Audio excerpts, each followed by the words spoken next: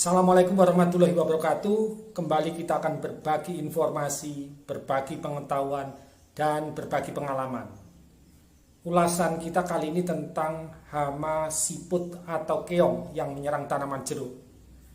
Kasus ini pernah dialami dan ditanyakan oleh saudara Rai Suwardita, petani jeruk dari Pulau Dewata, Bali.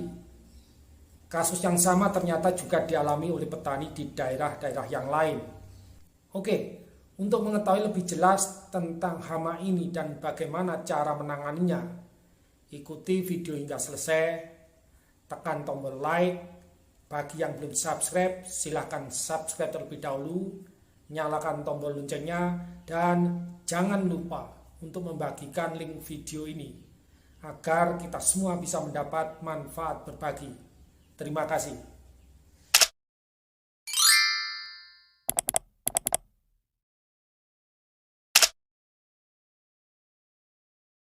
Untuk memperjelas kasus yang dialami oleh saudara Rai Suwardita, saya melakukan pencarian serangan hama tersebut di beberapa kebun dan saya menemukan dua jenis binatang moluska yang menyerang kebun jeruk. Yang pertama, ini jenisnya sama persis dengan yang menyerang kebun jeruk saudara Rai Suwardita. Jadi binatangnya memiliki tubuh yang lunak dan bercangkang. Bentuk cangkangnya bulat pipih dan ukurannya kecil. Diameter cangkangnya ini rata-rata paling besar hanya sekitar 2 cm. Kasus ini saya temukan pada kebun jeruk di Kota Batu, Jawa Timur. Ketinggian tempatnya sekitar 900 sampai 1000 meter dari permukaan laut. Binatang ini biasanya memiliki beberapa sebutan, tetapi di Jawa umumnya disebut keong. Dan untuk jenis yang kedua ini, tubuhnya juga lunak, cangkangnya berbentuk tabung kerucut, ukurannya besar, beratnya ini kira-kira bisa mencapai sekitar 200 gram. Kasus yang kedua ini saya temukan pada kebun jeruk di Sukabumi, Jawa Barat.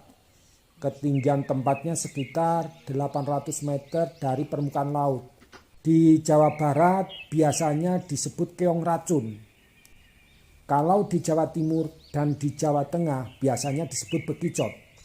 Sebetulnya kelompok binatang moluska ini jenisnya banyak sekali. Ada yang bercangkang dan ada yang telanjang. Serta kita bisa menemukan mulai dari pegunungan hingga lautan. Sebetulnya hama ini bukan baru bagi tanaman jeruk, termasuk juga di luar negeri. Pada tahun 2016, keong pernah merusak pertanaman jeruk di Kabupaten Bangli, Provinsi Bali. Hama ini bersifat nokturnal, yaitu aktif pada malam hari. Sedangkan pada siang harinya hanya diam.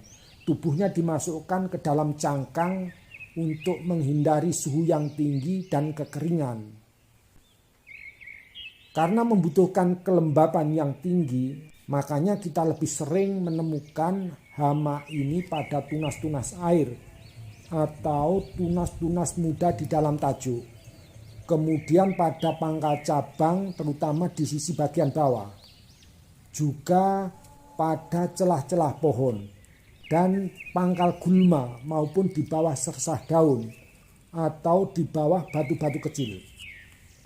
Ada dua faktor utama yang bisa menyebabkan populasi hama ini menjadi tinggi.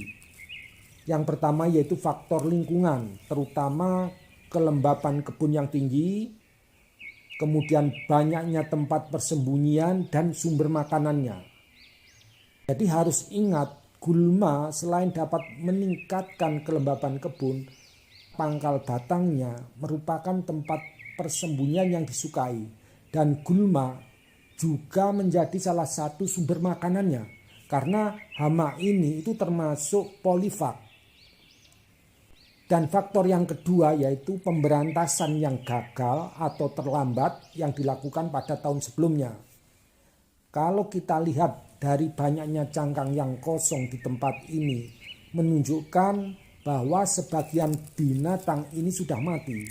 Sedangkan kalau kita lihat dari ukuran cangkangnya yang bermacam-macam, mulai dari sangat kecil hingga cukup besar, semuanya ada di sini. Ini menunjukkan adanya perbedaan generasi dan binatang ini sedang berkembang biak. Jadi harus diperhatikan.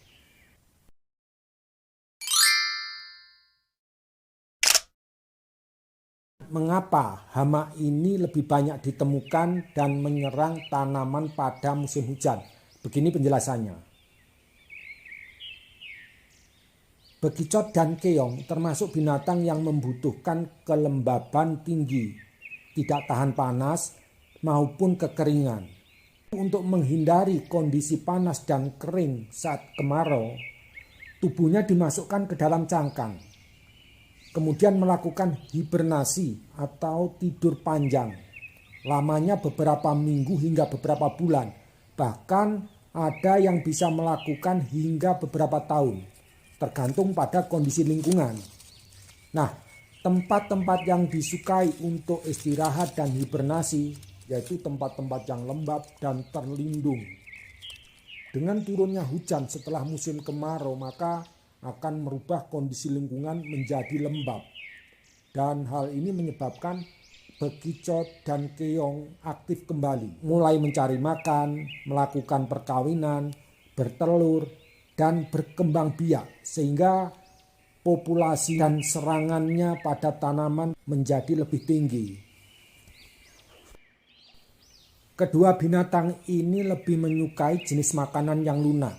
Sehingga kita sering menemukan serangannya pada daun-daun muda, termasuk juga ranting atau cabang yang masih muda, dan juga pada buah, terutama pada buah menjelang matang dan yang sudah matang. Perhatikan, ini contoh serangan keong pada daun jeruk. Serangannya bisa menyebabkan daun berlubang-lubang seperti ini karena bagian daun tersebut dimakan. Dan serangan pada ranting atau cabang muda biasanya menyebabkan bagian ranting atau cabang menjadi terbuka karena sebagian kulitnya dimakan.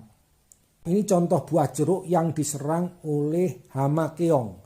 Perhatikan, kulitnya juga menjadi berlubang-lubang dan biasanya buah ini akan busuk lalu rontok. Jadi sebetulnya serangan hama ini bisa menimbulkan kerugian yang besar. Karena bisa merusak pertumbuhan tanaman dan buah yang dihasilkan.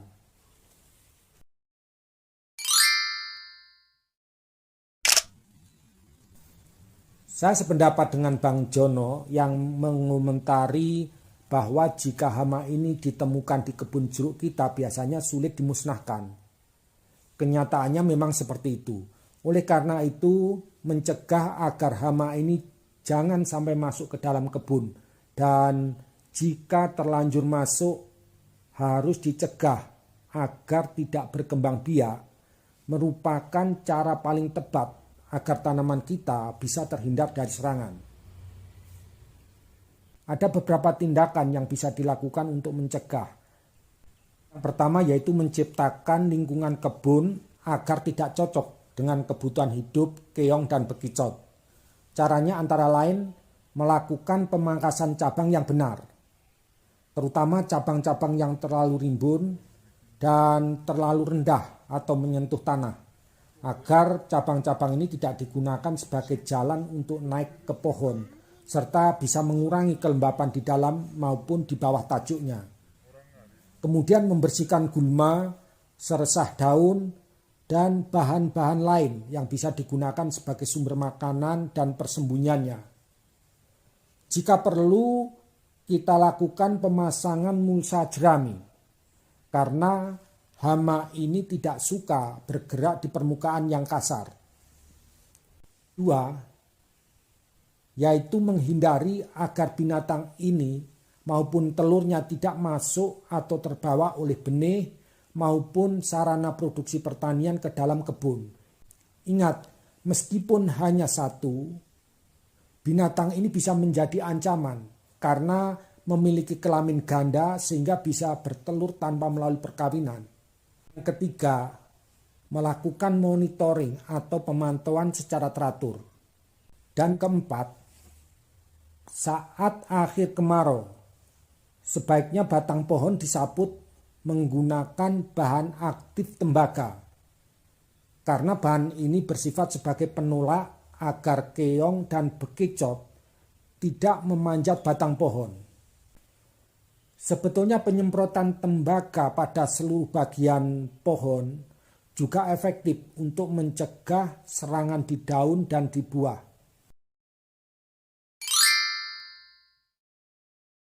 Lalu bagaimana jika hama ini sudah berkembang di dalam kebun dan menyerang tanaman kita? Yang perlu segera dilakukan yang pertama melakukan pengendalian secara mekanis, yaitu ambil, kumpulkan, dan musnahkan hama ini. Meskipun tidak mampu menghilangkan hama ini secara keseluruhan, tapi cara ini bisa mengurangi populasinya sehingga mengurangi perkembangbiakannya. Kedua, jika perlu lakukan pemasangan umpan. Saat ini cukup banyak produk-produk umpan yang dijual di toko-toko pertanian untuk kedua hama ini, terutama yang berbahan aktif Methiocap, kemudian metaldehid, ada juga besi EDTA. Tapi harus diingat bahwa hama ini akan memakan umpan hanya jika sedang aktif, tidak ada sumber makanan yang lain, dan sedang lapar. Karena itu sebelum aplikasi umpan, kebunnya harus dalam kondisi bersih atau tidak ada sumber makanan yang lain.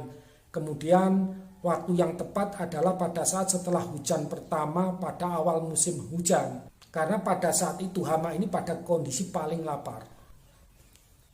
Ketiga, jika hama ini sudah sampai pada pohon, maka lakukan penyemprotan dengan pestisida karbamat pada saat sedang aktif, yaitu pada saat sore hari atau malam hari atau pagi hari sebelum kedua hama ini istirahat. Berkaitan dengan pengendalian hama ini ada informasi yang sangat sederhana dari petani jeruk di Kota Batu, yaitu untuk mengendalikan serangan keong pada batang pohon jeruk disemprot dengan larutan garam dapur atau garam NaCl. Saya ingatkan bahwa penggunaan garam NaCl pada jeruk itu harus hati-hati. Tidak boleh mengenai daun, bunga, dan buah karena akan menimbulkan keracunan sehingga bagian-bagian tersebut akan rontok. Penyemprotan hanya dilakukan pada batang dan itu harus dilakukan pada saat binatang tersebut sedang aktif, bukan pada siang hari. Demikian, mudah-mudahan bermanfaat. Semoga keluarga selalu sehat, tetap semangat, dan salam sukses.